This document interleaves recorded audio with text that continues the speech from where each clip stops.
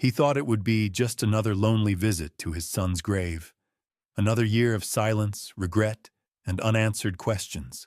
But today, someone was already there, a young waitress, on her knees, sobbing, and beside her, a little boy, no older than 4, holding a wilted flower. The Mafia boss froze. She didn't look like family. She didn't even look like someone who knew his world. But the way she cried, the way the child gently wiped her tears, something felt wrong. Or worse, something felt familiar. When the boy turned around, the boss felt his chest tighten. The eyes, the exact same eyes as his son. The waitress noticed him and panicked, her whole body shaking, like she'd been caught committing a crime. "Please," she whispered, pulling the boy close. "I'm sorry. We'll leave." But the boss stepped closer, voice trembling. "Tell me, why does your child look exactly like my son?" Her lips quivered, her hands trembled, and for the first time in years, the Mafia boss felt fear, not of enemies, but of the truth she was about to reveal. The next words out of her mouth would change everything. "Stay with me until the end," because what she reveals next at that gravesite shattered the Mafia boss and changed the fate of that child forever. Before we begin, don't forget to like this video, hit subscribe, and comment where you're watching from. Now, let's get started. Vincent the Wolf Santangelo had built his empire on 3 pillars: respect, fear, and absolute control. For 47 years, he had commanded the most powerful crime family on the East Coast. His name alone could silence a room, stop conversations mid-sentence, and make grown men pray they'd never crossed his path. But standing here in this quiet cemetery, surrounded by weathered headstones and ancient oak trees, Vincent felt smaller than he had in decades. The morning mist clung to the ground like ghostly fingers, and the October air carried the scent of dying leaves. Vincent pulled his black cashmere coat tighter around his shoulders. He had been making this pilgrimage for 3 years now, every October 15th, the anniversary of the day his world collapsed. Anthony Michael Santangelo, born March 2nd, 1995, died October 15th, 2021, beloved son. The headstone was simple, elegant, nothing flashy. Vincent had learned the hard way that drawing attention to yourself, even in death, could bring unwanted visitors. But this morning, as he approached the familiar spot beneath the sprawling maple tree, he discovered he wasn't alone. A woman knelt in front of the grave. Her shoulders shook with silent sobs, and her long brown hair fell like a curtain around her face. She wore a simple black dress, not expensive but clean and carefully pressed. The kind of dress someone wears when they can't afford designer clothes, but still want to show respect. Beside her sat a small boy with dark curls and olive skin. He couldn't have been more than 4 years old. In his tiny hands, he clutched a single daisy that had seen better days. The child watched the woman with concern, occasionally reaching out to pat her shoulder with the gentle touch that only children possess. Vincent stopped walking. His hand instinctively moved toward the inside of his coat, where he kept his peace. But he caught himself. This wasn't business. This was something else entirely. The woman hadn't noticed him yet. She continued crying, her voice breaking as she whispered words he couldn't quite make out. But the boy turned around and looked directly at Vincent. Time stopped. Those eyes, deep brown with flecks of gold around the iris. The same eyes Vincent saw every morning in the mirror. The same eyes his son Anthony had inherited. The same eyes that had looked up at him with love and admiration for 26 years before everything went wrong. Vincent felt his knees weaken. The boy tilted his head, studying this tall stranger in the expensive coat. There was something familiar in that gesture, too. The way Anthony used to look at people when he was trying to figure them out. "Mama," the boy whispered, tugging on the woman's sleeve. "There's a man." The woman's head snapped up, and her red-rimmed eyes widened in terror when she saw Vincent standing there. She scrambled to her feet, pulling the boy behind her like a shield. "I'm sorry," she stammered, her voice thick with tears and fear. "We didn't mean to disturb anyone." We'll go right now. She grabbed the boy's hand and started backing away from the grave. But Vincent couldn't move, couldn't speak, couldn't process what he was seeing. The resemblance was impossible to ignore. The boy had Anthony's eyes, Anthony's nose, even the same stubborn set to his jaw that Vincent remembered from when his son was young. "Wait," Vincent finally managed to say, his voice coming out rougher than he intended. The woman froze, her grip tightening on the child's hand. "Please," she begged, tears streaming down her face. "We weren't doing anything wrong. I just wanted to—" Her voice broke completely. Vincent took a step closer, and she flinched. He realized how he must look to her, a large, imposing man in an expensive coat, with scars on his knuckles and eyes that had seen too much violence. She had no idea who he was, but she could sense the danger that clung to him like cologne. "Tell me your name," Vincent said quietly. His tone was softer now, but it still carried the weight of authority that had never left him. "Sarah," she whispered. "Sarah Chen." "And the boy?" Sarah's arms tightened protectively around the child. "This is Tommy. He's my son." Vincent knelt down slowly, bringing himself to the boy's eye level. Up close, the resemblance was even more striking. This child could have been Anthony at 4 years old. The same curious expression, the same fearless way of looking at the world. "Hello, Tommy," Vincent said gently. "That's a nice flower you have there." Tommy looked down at the wilted daisy in his hand, then back at Vincent. "It's for the sleeping man," he said simply. "Mama said he can't wake up anymore, so I brought him something pretty." Vincent's throat constricted. "That's very kind of you." He looked up at Sarah, whose face had gone pale. "Why are you here? What connection do you have to my son?" The words hung in the air like a challenge. Sarah's mouth opened and closed several times before any sound came out. "Your son?" she repeated, her voice barely above a whisper. "Anthony Santangelo," Vincent said, rising to his full height. "This is his grave, and I'm his father." Sarah stumbled backward, nearly tripping over a nearby headstone. Her hand flew to her mouth, and fresh tears spilled down her cheeks. "Oh, God," she breathed. "Oh, God, I didn't know you would. I never thought you'd—" "Answer my question," Vincent said, his patience wearing thin despite his attempts to stay calm. "Why are you here?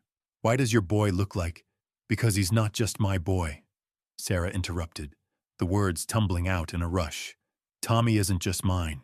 He was—" She looked down at the child, then back at Vincent, her whole body trembling. Vincent felt the world tilt on its axis. He had survived wars, betrayals, assassination attempts, and the loss of his only child.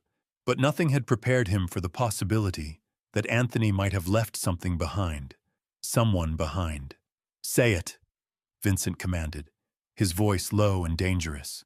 Sarah lifted her chin, finding courage he didn't know she possessed. "Tommy is Anthony's son," she said clearly. "Your grandson."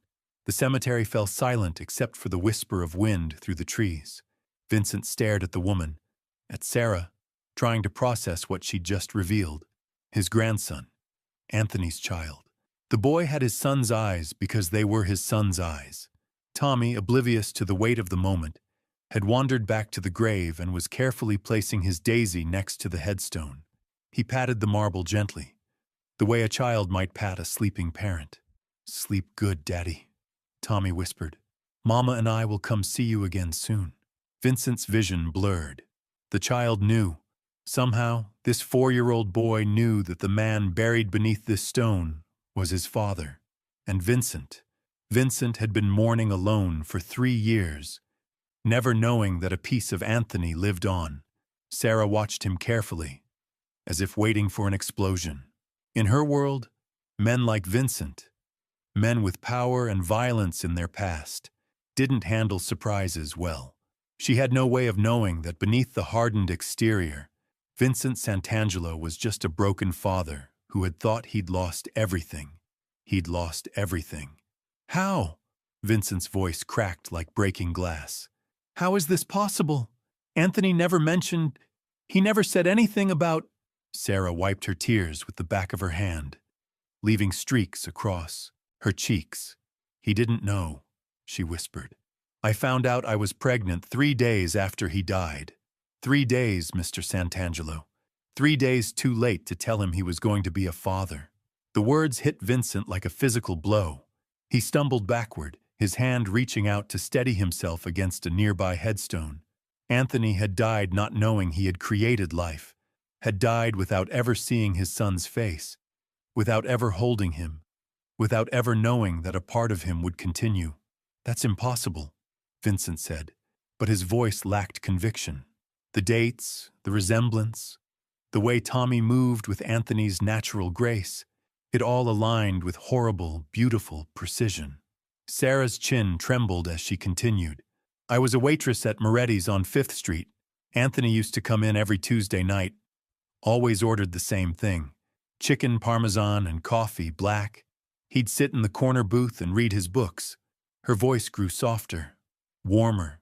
He was so different from the other men who came in. Gentle. He'd actually look at me when I talked, like what I had to say mattered. Vincent closed his eyes. Moretti's. He knew the place. A small Italian restaurant in Little Italy. Family-owned for 3 generations. Anthony had mentioned it once or twice. Said they made the best chicken parmesan outside of his grandmother's kitchen. But Vincent had been too busy, too focused on business, to pay attention to his son's simple pleasures. We started talking, Sarah continued, her eyes distant with memory. At first, just small things. How was his day? Did he like the weather? But gradually, he started staying later. After the dinner rush, when the restaurant was quieter, he'd help me stack chairs and wipe down tables. He told me he was trying to distance himself from his family's business. Said he wanted to build something clean, something he could be proud of. Vincent's heart clenched. Anthony had been planning to leave the family, planning to walk away from everything Vincent had built, everything he'd hoped to pass down. They'd fought about it, screamed at each other in Vincent's study while his wife begged them both to calm down. Anthony wanted out, wanted to go legitimate, wanted to use his business degree for something that wouldn't require looking over his shoulder for the rest of his life. You have to understand, Sarah said, stepping closer, her fear gradually being replaced by something fiercer, protective love. Anthony talked about you all the time. He loved you, but he was terrified of disappointing you. He said you'd built this empire with your bare hands, that you'd sacrificed everything for your family's future, but he couldn't. He wouldn't follow in those footsteps. So he chose you instead, Vincent said quietly. There was no accusation in his voice, only a deep, aching sadness. Sarah nodded. We fell in love slowly, then all at once. He'd come to the restaurant every night, not just Tuesdays. We'd take long walks through Central Park after my shifts ended.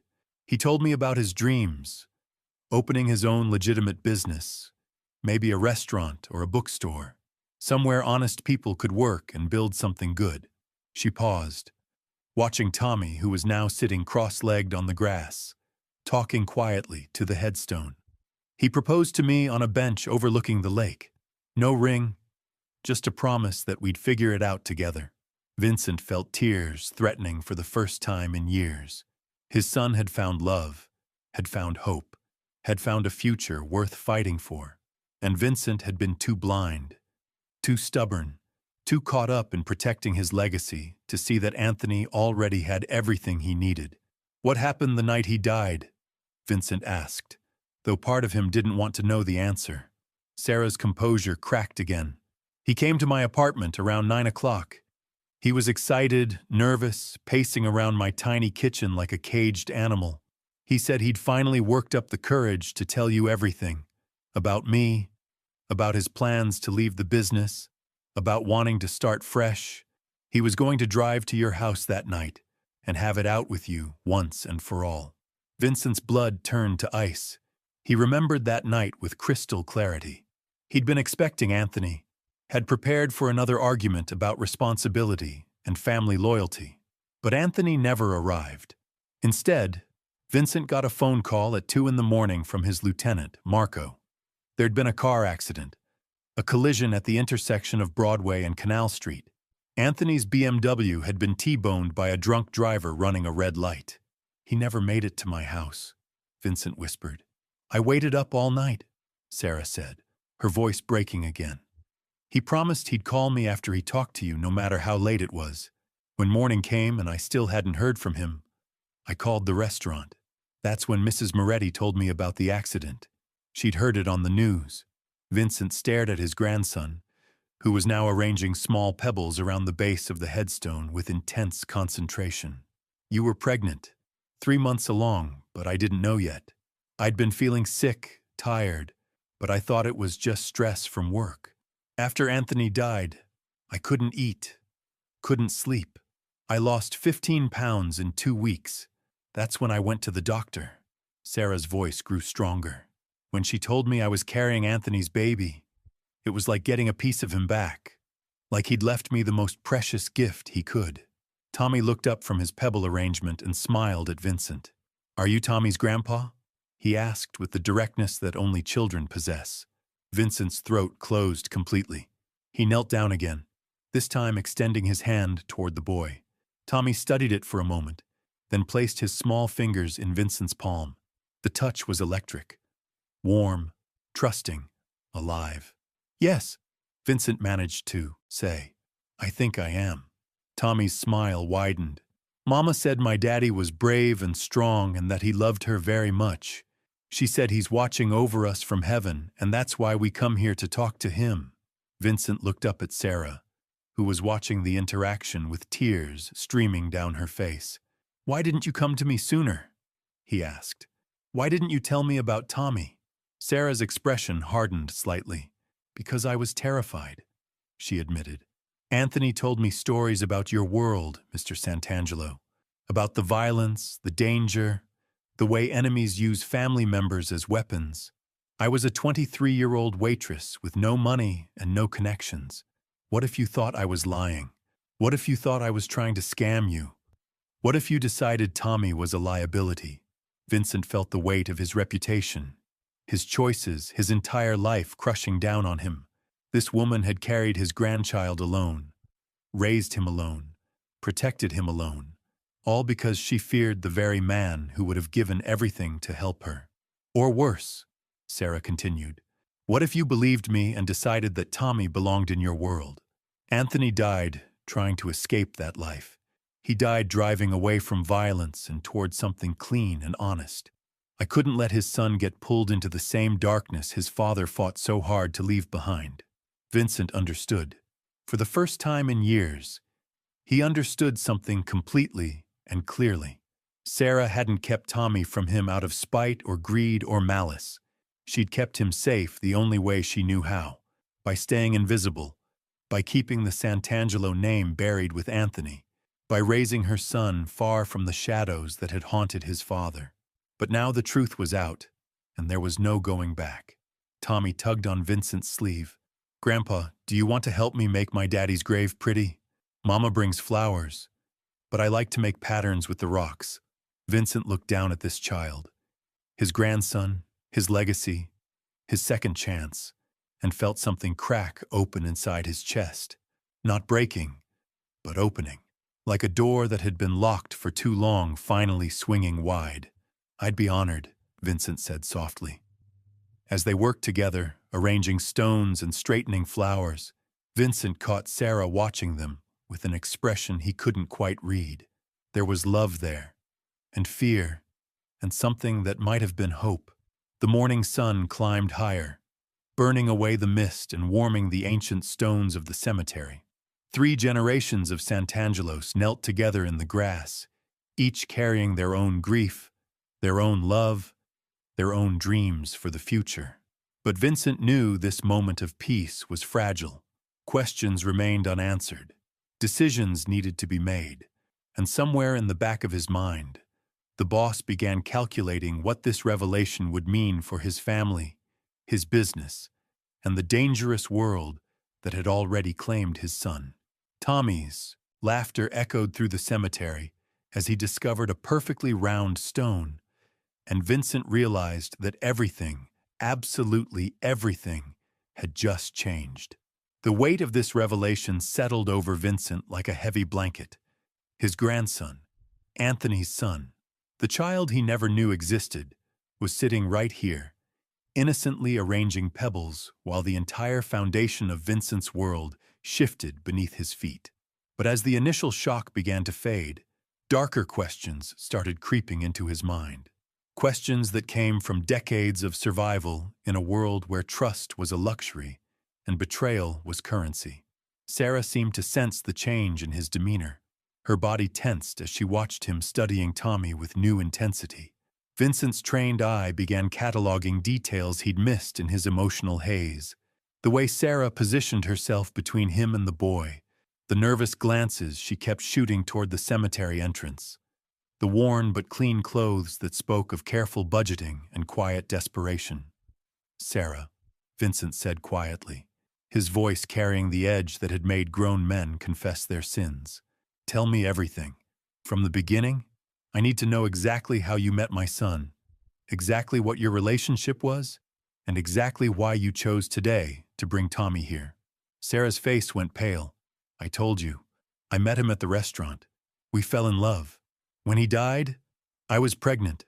That's the story," Vincent replied, standing slowly.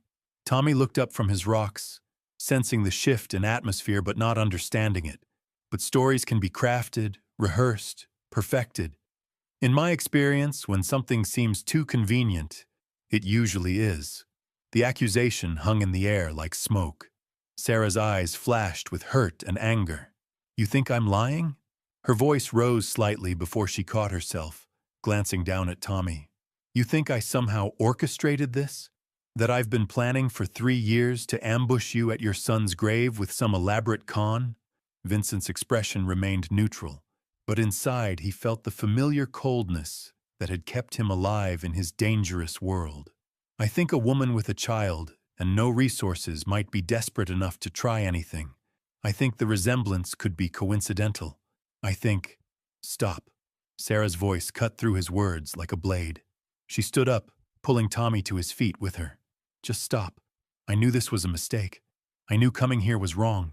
Tommy looked confused, his small hand clutching the flower he'd been saving for the grave.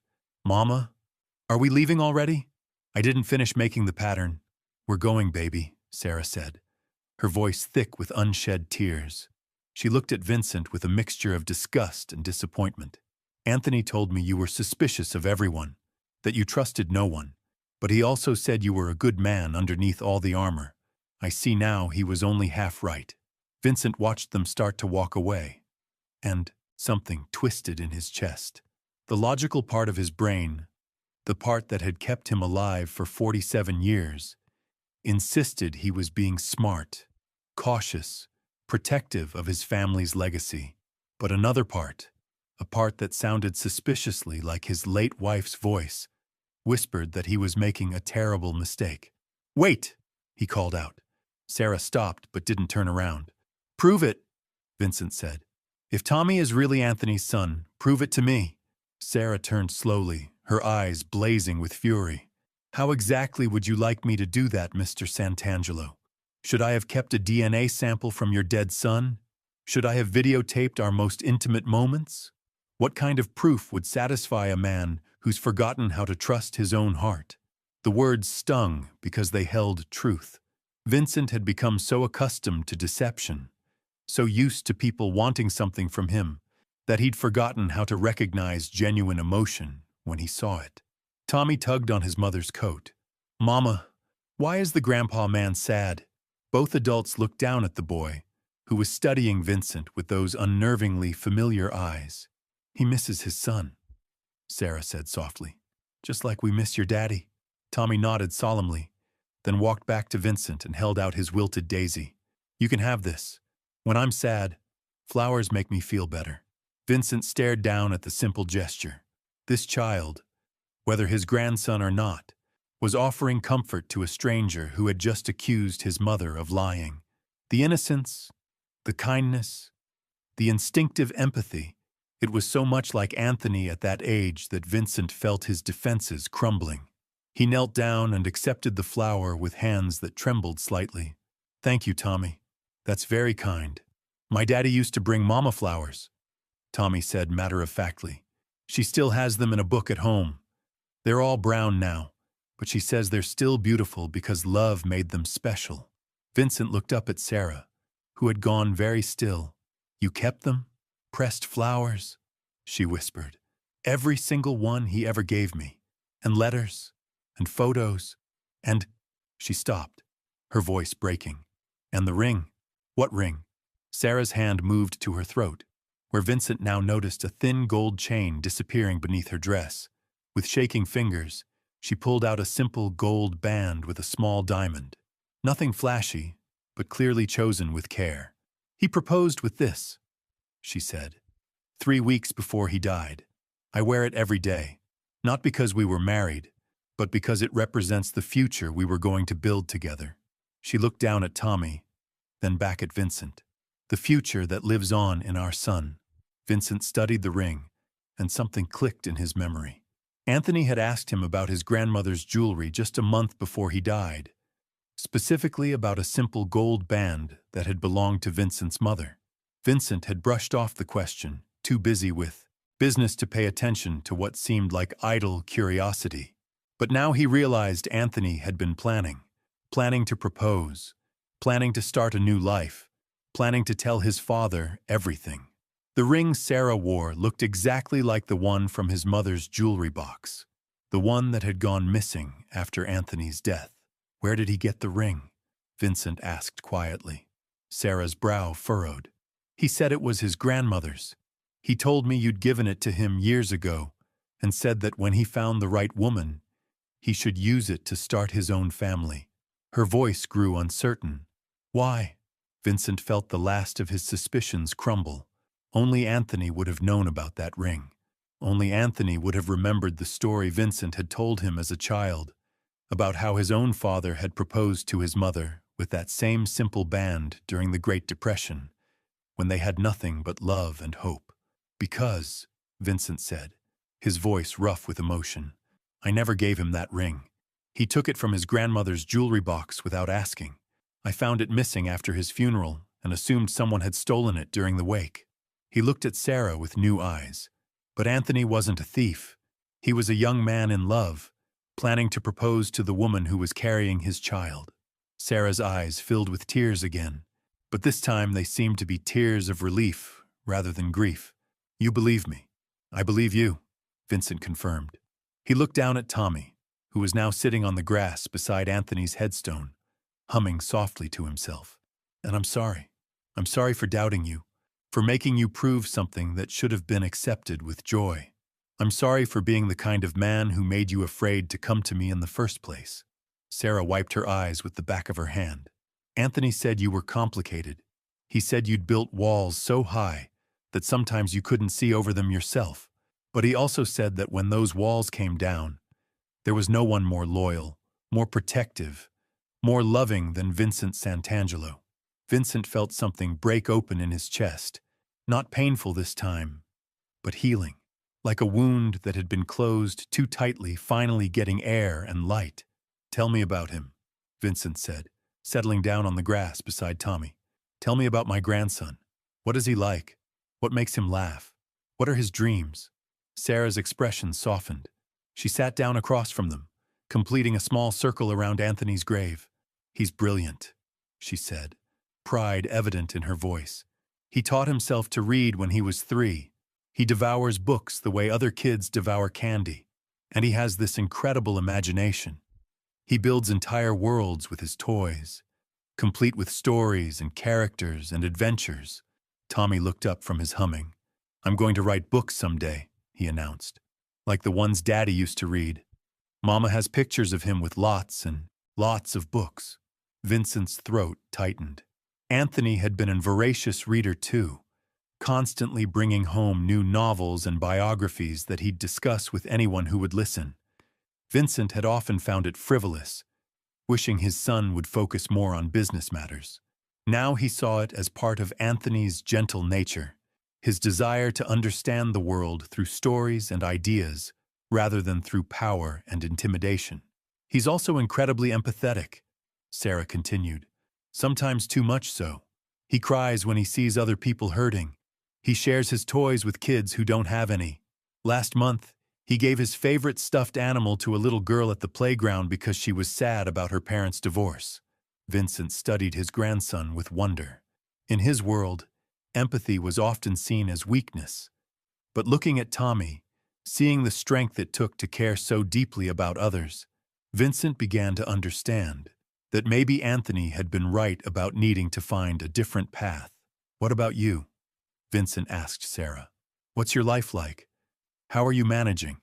Sarah's expression grew guarded again. "We're fine. I work double shifts at 2 different restaurants now. Tommy stays with Mrs. Chen, no relation, just coincidence with the name, during the day. She's an elderly woman in our building who loves children. We have a small apartment in Queens. It's not much, but it's clean and safe, and it's ours." Vincent heard what she wasn't saying. The exhaustion in her voice, the way she described their life in terms of survival rather than living. The careful pride that masked deeper struggles. "Are you happy?" he asked gently. Sarah was quiet for a long moment. "I'm content," she finally said. "Tommy is healthy and happy. We have a roof over our heads and food on the table. I get to watch him grow up and discover the world. That's more than many people have." But Vincent could see the loneliness in her eyes, the weight of carrying everything alone, the dreams she'd put aside to focus on survival. She was barely 26 years old, still young enough to build the life she'd planned with Anthony, but she'd closed herself off from those possibilities to focus entirely on their son. "Sarah," Vincent said carefully, "I want to help. Immediately." Her walls went up. "We don't need charity. It's not charity. It's family taking care of family." Vincent's voice grew stronger, more certain. "Tommy is my grandson. You're the woman my son loved enough to die for. Because make no mistake, he was coming to see me that night, to fight for you, to fight for the life you were building together. That makes you family too." Sarah shook her head. "I can't accept your money, Mr. Santangelo. I won't have Tommy growing up thinking he's entitled to things he didn't earn. And I won't have him learning that money solves everything." Vincent looked at this woman, this fierce, protective mother who had raised his grandson alone, and felt something shift inside him. Not the calculating businessman or the feared crime boss, but simply a grandfather who had missed 4 years of a little boy's life. "Then we do this differently," he said quietly. "Not charity, not handouts, partnership." Sarah's eyes narrowed with suspicion, but she was listening. "I want to be part of Tommy's life. I want him to know his grandfather, to hear stories about his father, to understand where he comes from. And I want you to have the support you should have had from the beginning." Vincent's voice grew stronger. "Let me help you build the life Anthony dreamed of, the clean life, the honest life." Tommy looked up from his pebble patterns. "Does this mean you'll come visit us, Grandpa?" Vincent's heart cracked wide open. "If your mama says yes, I'd like that very much." Sarah stared at him for a long moment, searching his face for traces of manipulation or control. Instead, she saw only a broken man trying to find his way back to something real. "We take this slow," she finally said, "one step at a time. And the moment I think this world is touching my son, our son, we disappear. Do you understand?" Vincent nodded. "I understand. And Sarah, thank you. Thank you for keeping him safe. Thank you for raising him with love. Thank you for bringing him here today." As the 3 of them sat together in the morning sun, Vincent realized that sometimes the most powerful thing a man can do isn't to take control. It's to let love lead the way. Anthony's greatest gift wasn't the empire he'd rejected, but the family he'd created and the grandfather he'd unknowingly given a second chance at doing things right. Sometimes what we think we've lost forever finds a way back to us. Sometimes love really is stronger than fear. And sometimes, in a quiet cemetery on an ordinary morning, everything changes with the innocent question of a 4-year-old boy asking if you want to help make his daddy's grave pretty.